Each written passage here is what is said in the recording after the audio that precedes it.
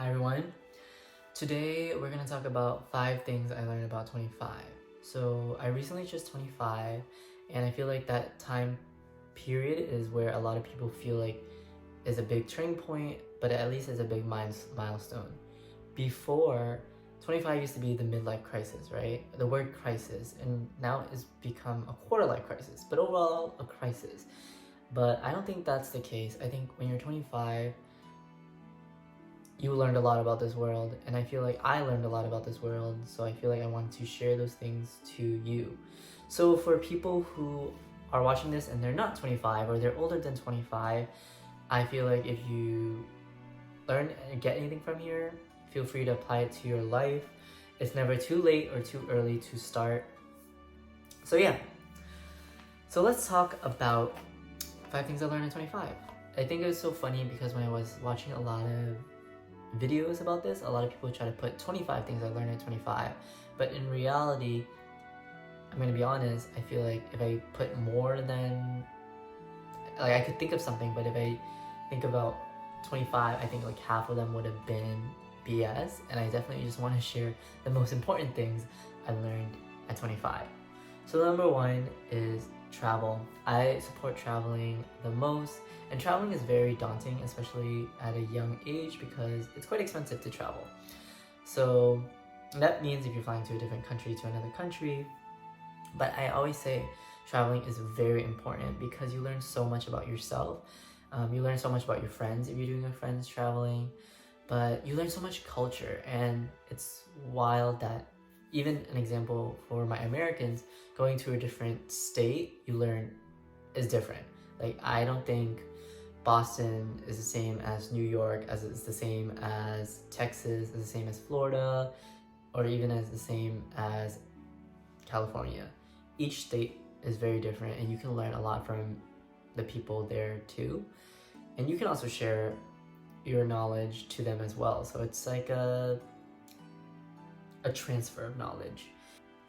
Number 2 is to protect your peace. I think that's very hard, especially at a young age, because especially in college, especially in high school, the idea of having a lot of friends, right? And then when you have a lot of friends, and it's a very normal thing, you definitely want to spend a lot of money. You want to go out, you want to go to do the next big thing. I remember my obsession of going to raves because that was a big hype thing. I remember wanting to spend a lot of money on like going out to eat in restaurants, and overall just spending a lot of money, but also I'm not really taking the time to learn and develop my skills because I'm just busy doing and spending that extra free time, that short amount of free time with other people. So one thing I will always say now, and I wish I've done younger, so for people who are watching this and much younger, to be okay with being alone. And when you're alone, spend some time with yourself, learn something new, do your hobbies, find hobbies. I still think it's very interesting when I ask certain people around my age and my coworkers what their hobby is, and some people cannot answer that. It's because they didn't protect their peace. They're so busy in the past just going out and stuff that, they're not spending some time with themselves. Number 3, let's talk about it. A big elephant in the room is to be smart with your finance. You may not be making a lot of money, but it's very smart to at least have a savings account. So I have a high yield savings account, and I also have a checking account and credit cards. And credit cards is definitely only applicable to my Americans.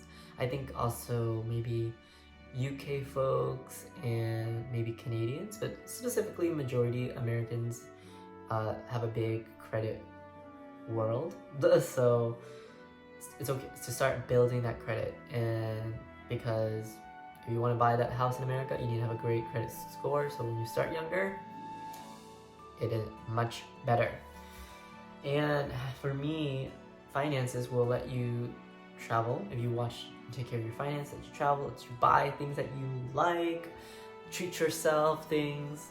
The thing is, if it's possible for your check I always do a 50-50. Some people do a 60-40, some people do a 30-70. It depends on like how much your rent is and how much money you're making. Throw it into your savings account. And for me, as a person who, if I see money, I feel like the need to spend it, I put it in a completely different account, so I don't really see it. So it makes me sure that I'll be thinking I only made X amount of money, but in reality I made much more. But because I don't see it, I don't feel like the need that I don't think that I have it, even though I am having it. And when you put it in a high yield savings account, it grows much higher than a checking account, because a checking account it doesn't grow, right? It just sits there and that's all it does.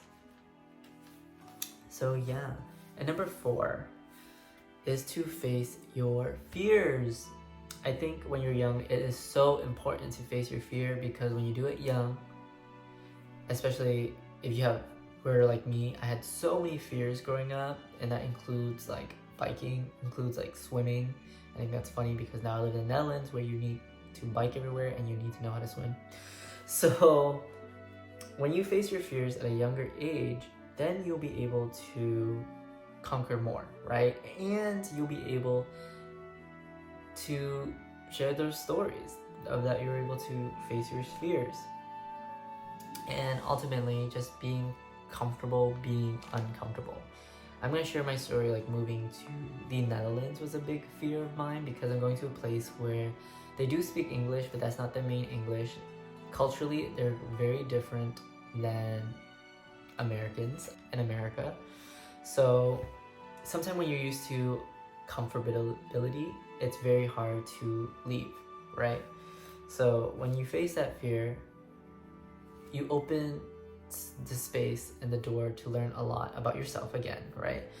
And also, yeah, just then you can start tackling more. I think once you do one thing that you're scared of, now you're like, I can handle the rest. I think when I was a picky eater, I was so scared of eating like pickled stuff, pickled carrots, which is a huge part of Vietnamese culture. And now that I've slowly been eating that, I tried it once, now I'm able to eat that. Another example for me, hamburgers. I was so scared to eat hamburgers, but then now I'd be craving hamburgers. So once you face those fears, you will find out if you either like it or you don't. But it's nice to actually try it at a younger age, so then you don't want to be like much older and then you're like, oh, I just never tried it, right? You want to say at least you tried it and you didn't like it, rather than I never say never, like Justin Bieber. And lastly, if you notice all my 4 things that I shared about things that I've learned at 25, they all lead to this big 5th thing, this big umbrella, which is to invest in yourself. It is very easy to not invest in yourself at a young age. And I think that is the biggest regret when I talk to my mentors, I talk to people I work with, because I tend to work with a lot more older people, is that their biggest regret is not investing in themselves, which could mean, I wish I studied abroad, I wish I traveled more. They all say that, so now I'm saying that to you. Travel. Do whatever, travel, learn hobbies, invest in yourself.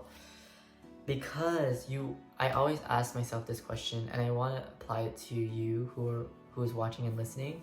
Where do you see yourself in 10 years? You know, you can create this dream reality, right? And create it. I think when people try to shut down your dream, or like, that's not realistic, especially that quote, I'm like, that's not realistic because you couldn't achieve it, or you didn't take effort to get to invest in yourself to get to that dream reality. But ultimately, invest in yourself.